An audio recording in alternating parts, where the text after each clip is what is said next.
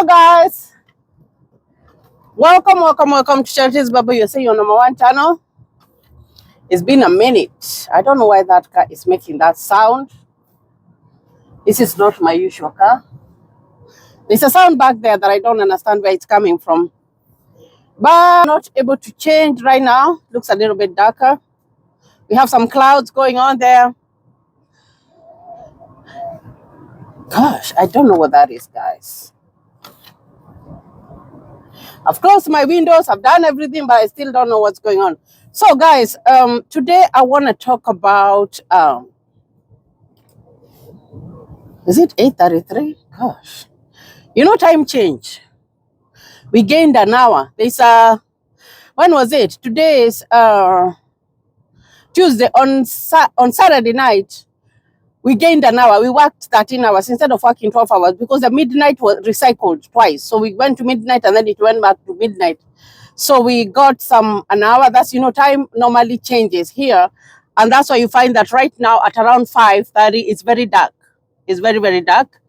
And then before we go to summer, the time is going to change again, whereby when I do my videos at 6, it's still going to be daylight. So that's not what I want to talk about today. Today, I want to talk about divorce. Those guys, especially among African immigrants. And why does it happen? Because it does. And I also want to just touch a little bit about the DV lottery. Unfortunately, I don't think it's going to be there. Today is the 4th. And it ends about the 4th, 5th. So time is gone, guys. I don't know. I haven't watched news of late because I've been so busy. And that's why I haven't been posting. But I don't know I haven't checked so much about the government shutdown, because that was the major things that stopped the DV lottery for it to be processed, because it's a government thing, it's a federal thing. And when the federal government is shut down, nothing goes on. So because of protocols, there are protocols everywhere, you find that they might not be able to have it, which is unfortunate, but it is what it is. We take good news and bad news and we move on. We cannot dwell on that. So let's talk about why. Why divorce, guys? Why do people come to America when they are very happy they have won the green card, or maybe someone comes in as a nurse, or in whatever way, a very good family with kids, and then eventually they are divorced. Capiche? Nobody wants to live with each other, or nobody wants to see each other. And at the same time, I want to talk about the effects of divorce. This car is making a very weird sound. This is normally not the car that I drive. My car, no, not my car. Francis' car is at the mechanic because he was hit by the hail. So it needs to be fixed. So you get a rental car. So this is a rental car that I am using right now. And he's using my car because my car is bigger to ferry the kids to school and all that. But it is what it is, guys. So I don't know. It's making like a windy sound. It's like there's some air that's getting into somewhere. I can't see if the door is open. It doesn't. Oh, yeah, I see that. Now I have to stop and close the door, but that will be here in a little bit. I think that's why the wind is blowing. So I am going to stop and close that window because I do not like that sound at all. I don't like it. Because I was like, what's going on? So what I will do, I'm going to do this signal, and I'm going to stop here. I have to put my whatever so that I can stop. And when I stop, I'm going to go and shut that window because I have to go and shut it.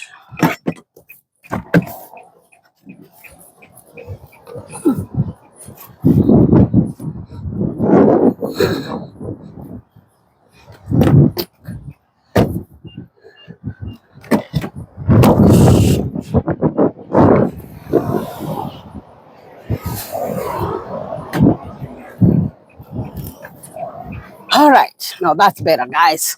I had to go and shut that window because I hate that windy sound. It's like a whistle. So let's see if we are going to stop hearing it. Okay, so what's going on here now? Oh, I know I pressed something. Okay. Now we can drive.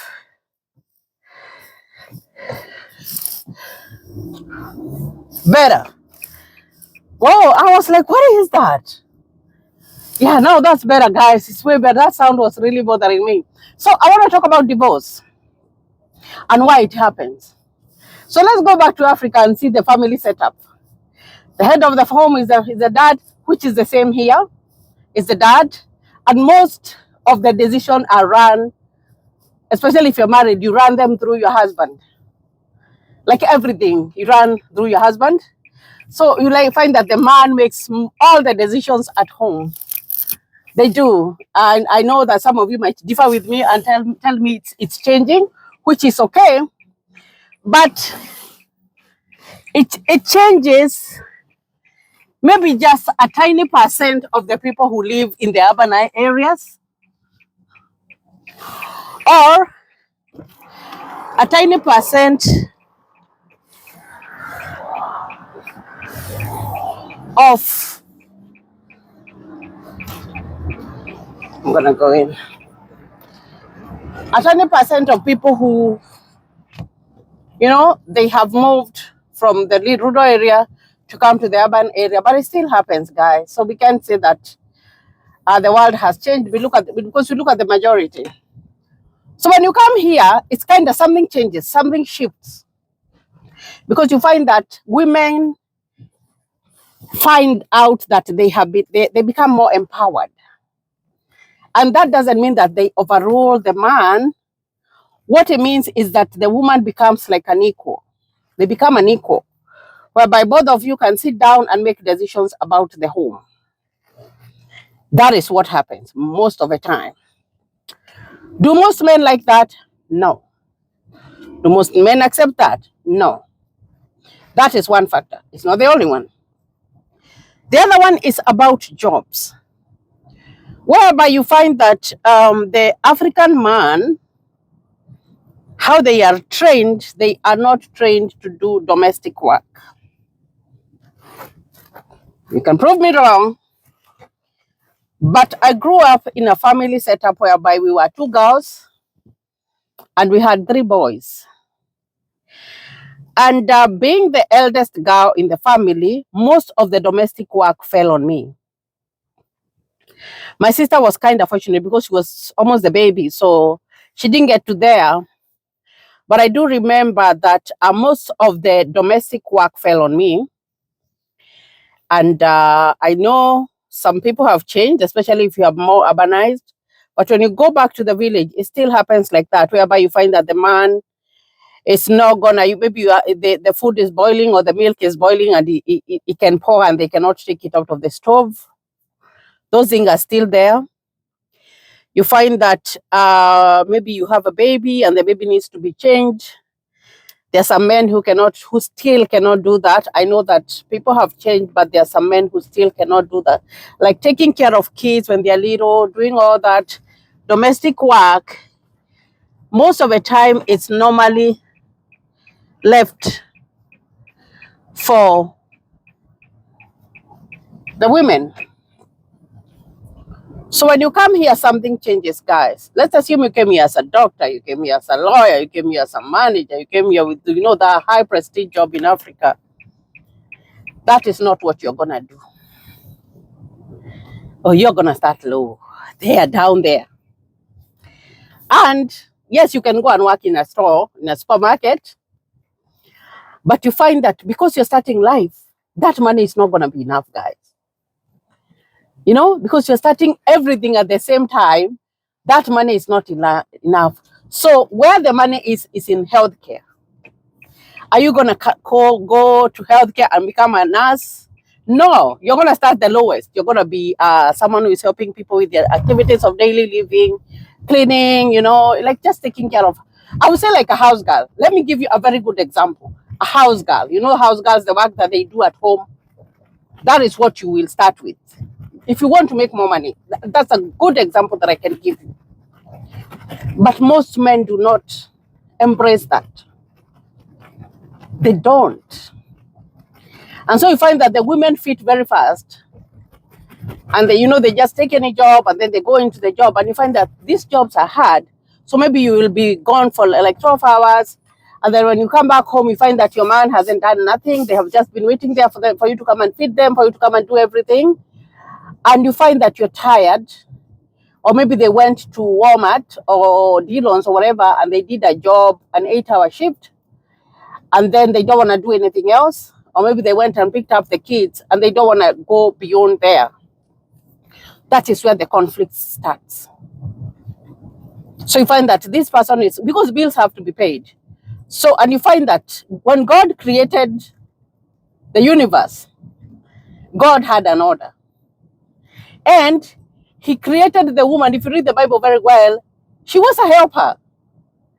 And you find that every woman, let me tell you guys, they at the back of their mind, no matter how educated they are, they still have that thing to know that they are a helper. So there is no way that a woman is gonna be making more than you, and they are doing all the work. You don't want to help. You just want to sit there and wait for the woman to come and do everything. Like all the housework belongs to the wife, and still you're not working. You're not bringing so much on the table, maybe to offset the work that you don't want to do. That is where conflict starts. Another thing, so that's about work, whereby the men refuse. They just don't want to do the dirty work. The work that, let me not call it the dirty work. Let me call it that the work that nobody else in America wants to do. That's what I would call it. Simple. Most African men refuse. Some of them, they go to do that work when things are bad. When divorce has been threatened, and when all that has been threatened, they're like, oh, they have to do it. When maybe it's too late. Another thing is that you can live very well, you help each other, and then maybe the man takes on everything as the head of the family, very good. And the man is like, I'm going to support my wife to go to school. Like, for example, I would say that Francis, my husband, helped me like 100% to go to school. I was remembering there was a time that I had a test, and they used to let us go to class with a little piece of paper whereby we would write down some of the things to remember for our exams, for the test. Like, normally it wouldn't help you much, but it was like what can I say? Like it's like a consolation, whereby it's there. It doesn't have the answers because it's the notes that you have studied, and you won't be able to put them in a little piece of paper, but it helps the student because you feel like you're not naked. You have something there that can help you. So I do remember that day I woke up and I forgot mine. I left it on the table. I was writing on it, and then when I went to dress up, I left it on the table. So on my way, I remember that I didn't have it, and I panicked. And at that time, I'm going to do another video and tell you about my, I had, what do you call it?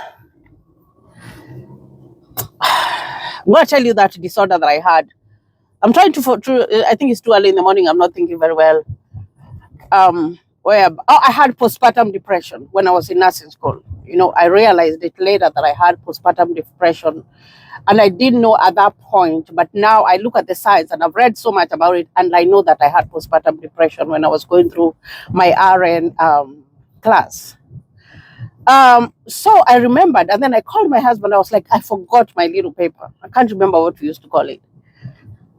Do you know that Francis, he got the paper, and I had to drive to go to school. If you have watched my videos when I was going to school, I always had to drive 46 minutes from my house to there. My husband took that little paper, and he had the kids. He had prepared them. He took them to school, and then the little one wasn't going to school, so he put her in the truck, with the big truck. He drove all the way for 46 minutes to bring me that tiny little paper. Sometimes we remember the good things that some, a spouse have done for you. That's one thing that I will never forget that my husband did for me. And so I've gone to school, I've become a registered nurse, the money is coming. Because I'm not going to lie to you that registered nurses don't make money. They do. They do. And then when you become a registered nurse and your husband did not go to school, you start seeing them as a lesser person. And you find that most people leave their husbands when They have gone to school and they feel like they're making more money and they forget about it and they leave their husbands. That happens a lot. So they forget and they just move on like nothing happened, and they go and they start another life with another person. That happens a lot. So you're gonna have to be very, oh gosh, that person just passed the red light. They were so much in a hurry and they just passed the red light. And you know the funny thing is that you pass the red light and you still have to go and stop over there. that's just crazy, because you know the lights. If it's red here, it's gonna be red over there. So there's no point of passing a red light here so that you can go forward. Doesn't make sense. So that's another thing that makes divorce to happen. Oh, and it will happen, guys. And you know, divorce here in the US, it doesn't take long like Kenya. Hmm? So what would make it take long is if you have debt, you have property that you share, and your debt has to be, you know, have to be divided. You have to have lawyers and everything. It might take a longer time, but it doesn't take 5 years. No, it takes a very short time, and then you're divorced and you move on to another area. So that happens. So money. Maybe another time it's all about maybe you guys have, God has blessed you, and oh gosh, dang it, I hate this. God has blessed you. I shouldn't have passed this way, because this one you have to have. That's a high school over there, and you see we have to stop for the kids to pass. So I have to stop here. I think I still have minutes. It's 7:48. I think I'll make it on time. So the money, maybe God blesses you, you get a lot of money, and then when you get a lot of money, some of the maybe the man or woman decides they can have outside affairs, because it's very easy to have an outside affair here, because some people just do not have morals, and people do not know boundaries. And you find that some people will ask you, even when you have a ring on your finger, they will. I'm telling you, you gotta have to know that they will ask you, and if you're loose and you do not uphold your marriage vows, because that goes back to how much do you value your marriage vows, you will sleep. And that even goes for men and women. I'm telling you, you gotta have to be on the, because something good is something good, guys. Hmm? I used to listen to this program whereby this person used to say that a woman who is married and they have a husband, they are liked by other men. Why? Because they do not come with demands, because the demands that they have are being taken care of by the husband. So it's very easy for you to hook up with such a woman, because they won't be asking you for money and all that. So that's what I used to listen to, that program when I was in Kenya. It was kind of interesting, but it makes sense, because you find that if someone is married and they are, oh, come on, please go. Please go. Thank you. So you find that it can happen whereby you're there, and I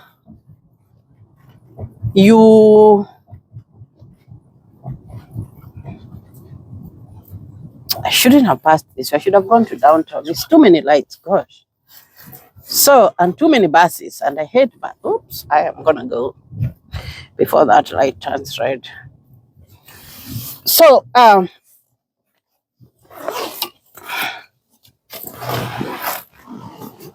you gotta have to have your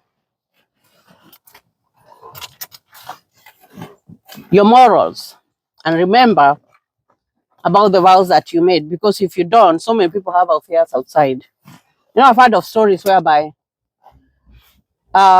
people, they are still married, and you hear like 5 years later or 3 years later that this person was moving with this person when they were still married. That happens here a lot.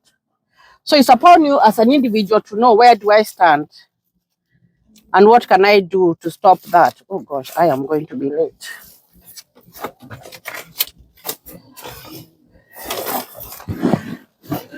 So you're going to have to think about that, guys. So let's look at the kids. How are the kids affected? Because is there a bus there or what's going on? Goodness. Oh, this is not the 13th street that I pass.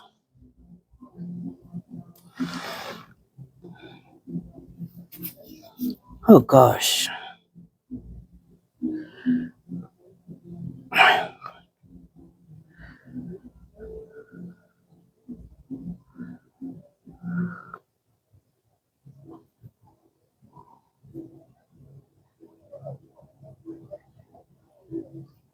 You know, those are homeless people. I'm quiet because I don't know. I have 8 minutes. It's a place that I can drive for 2 minutes, but the lights are just crazy. Now they have turned red again. Gosh, dang it. So, how do the kids become affected? You find that here is not Africa whereby the man is just gonna leave and leave the kids to the woman. No, this is different. Whereby when you get divorced, you're gonna have to take care of those kids at the same time. You're gonna have to come to an agreement how you're gonna take care of those kids, and that agreement has to be honored. So those kids have two homes, whereby there's the man's home and then there's a woman's home, and maybe the man decides to move on. So they have,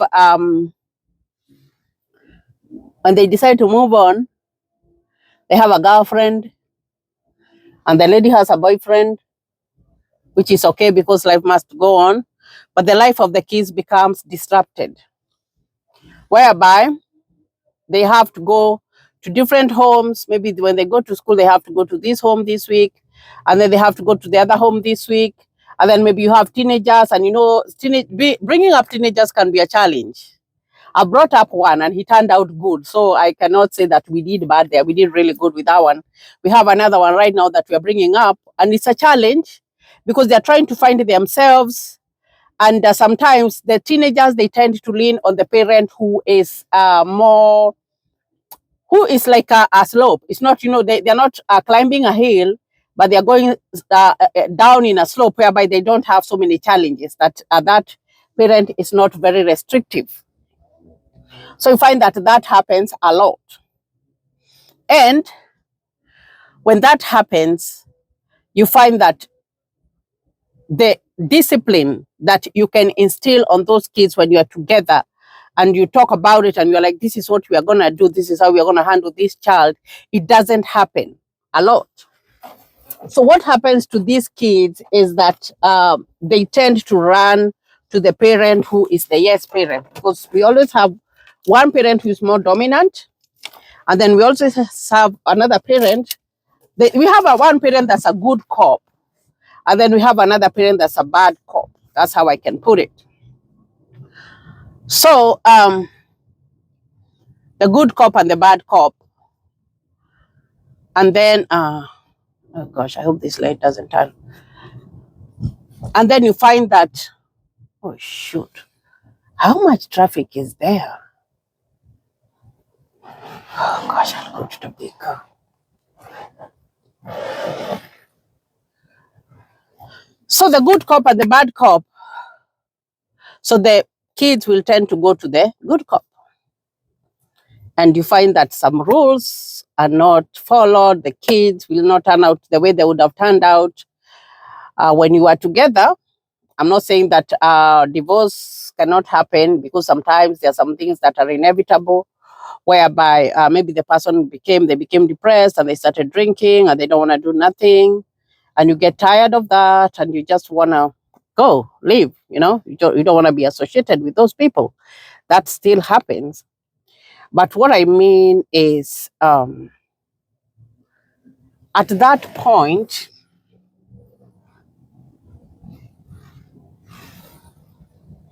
when you don't know what to do,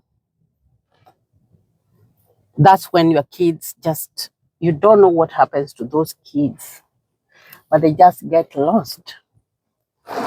They get lost. And you don't have anybody to blame about it. You have no one to blame on that. Shoot.